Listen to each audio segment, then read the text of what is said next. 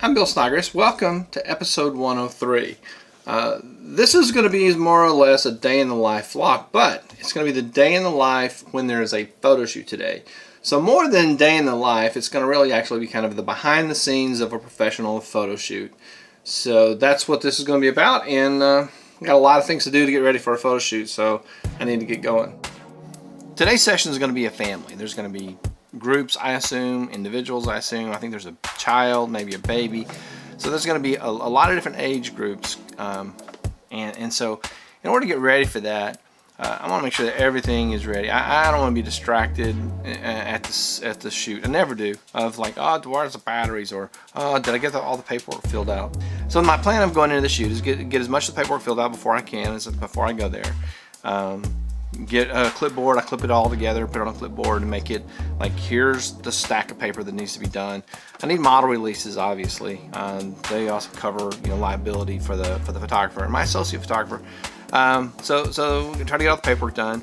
Also make sure the lenses are clean. Just, they'll probably be using two lenses, my prime 50mm, and I have the 28-135 that's an EF lens. Really good lenses. So make sure they're ready to go, and then I have the flashes. I don't know what kind of, it looks like it's going to be a clear day for now. It's supposed to be really hot, so I have to take that into consideration. But on a clear day, I've got photo reflectors. I'll make sure those are in the car ready to go, and make sure I have batteries for the flashes. I will take the speed lights and make sure that I have batteries for those. So just in case I can cover all the angles of everything. So that's kind of the early get ready. My associate photographer Emma Carrillo is going to go with me again today, and so she has had a couple of shoots where she shot by herself. So these are actually two kind of sort of important shoots. One was she was doing an 8th grade dance, so there was a whole gang of 8th graders who were counting on her to capture their memories of that 8th grade dance. And the other was she was a second shooter at a wedding, although she wasn't connected to the first shooter, so she was getting family pictures and ambiance pictures and pictures of particular people that the family wanted that weren't necessarily part of the wedding party but were part of the wedding experience. So she was kind of an auxiliary shooter, or a sort of had a second mission at a wedding. So I'm going to try to encourage her, see if she'll talk about those experiences. So before I go to the photo shoot, I've got to stop at a graduation party. And before I do that, I've got to get some batteries for the speed lights. And I'm going to get some water and some ice because it's going to be really, really hot otherwise. So that's the plan.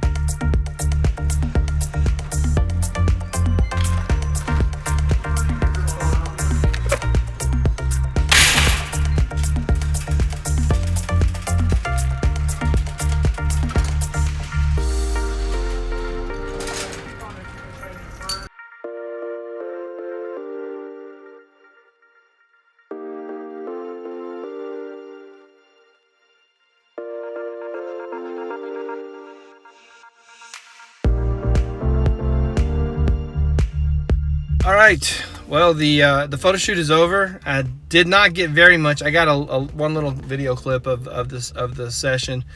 As I said earlier, it's hard to video it while you're actually doing the photography work.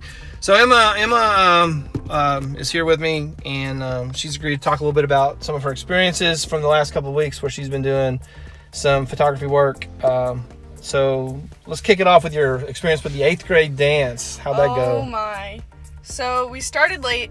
I was supposed to get there at 5 and their dance started at 6. I got there around 5:30, and then I was just standing around while I waited for them to all finish getting ready. And about the time I started taking pictures was 5:45, so that gave us 15 minutes till the dance started. And we had, I think, 4 couples and 1 individual person. So there were a lot of 8th graders, which, if you know 8th graders, they aren't the most calm. So they were all over the place.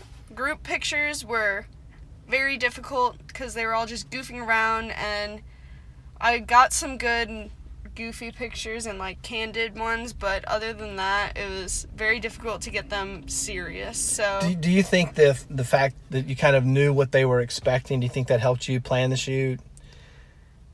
Well, I know that they're all friends with each other, so it was kind of just, get the, capture the friendships and capture the memories of it, not just get, the pictures of the couples, because that wasn't as important to them. So then another thing you did a couple weeks ago, or last week or sometime, you did a wedding reception. Yeah, I wasn't the main photographer. They hired other photographers, but I was there to capture the candid moments. And I went to the rehearsal dinner, the ceremony, and the reception. And I think the worst was the reception because it was very dark in there, and the ceremony was outside. So going in from that really bright light to the dark, I couldn't adjust, and all my pictures didn't come out well. So that was quite a struggle without flashes also, because I didn't want to interfere with the other photographers. Yeah, so in a dark setting like that, sometimes you hit the limits of the camera, and that's all you can do. So today was our second time of shooting at this park we went to today, and I think we did some things right. We did some things that that turned out really well, but one thing that kind of failed was we changed all the batteries, which I'm really kind of almost obsessed about, is getting everything set up beforehand. And yet, in the middle of the shoot, one of the flashes died. And so that was kind of annoying. And then the other real challenge was we had a 2-year-old. Yeah, that's about enough. It's 90 degrees, and it's hot, and the kid did great for a few minutes, and then got tired. Yeah. And no matter what we could do, we just couldn't. Yeah. Yeah, it was quite the experience. But I want you to talk about something you said when I asked you as we were setting up if you wanted to do anything different, and you said that you didn't, and you said you didn't want to experiment. Talk about that. So you said it's not the time to experiment with something different. Yeah, I think next time let's experiment with something different, because chasing the 2-year-old around and carrying 2 flashes with this big stands, it was quite a pain. Yeah, if this 2-year-old had been more or less mobile, then we could set up different scenes and shoot in that scene. But literally, the kid was running in circles at points, and we're trying to chase him around with the speed lights. So, but all in all, I think it was a good shoot, and we've got the same family, same location, different combination. There's a 1-year-old next time who won't be able to run around the whole park. So we'll plan ahead and we'll get that shot. But now it's time to. It's kind of hot, and we turn the car off to get better audio. So it's time to close this segment out. Say bye, Emma. All right, end of segment. We're gonna wrap this video up. It was a good shoot. We learned a few things. One of the things we were talking about was the technique we were using for the lighting. We have the external speed lights mounted on poles, and the cameras control except we can't control the kid that was moving. So we were expecting to be shooting in a direction, and the child was doing circles. So that was one of the things we'll have to do something different next time. If we ever do a 2-year-old again, it would be great to do more 2-year-olds. Good session, good day. Gotta upload files and get the paperwork all done. And so we get out of here. Thanks for watching. Hope you enjoyed it. Please leave me a comment, question, subscribe to the channel, share the channel with someone else who might enjoy it. We do how-tos, photography, video stuff. And then I do the motivational, inspirational videos and the day in the life stuff as well. So all that, one channel, kind of a cool deal. Thanks for watching. See you in the next episode.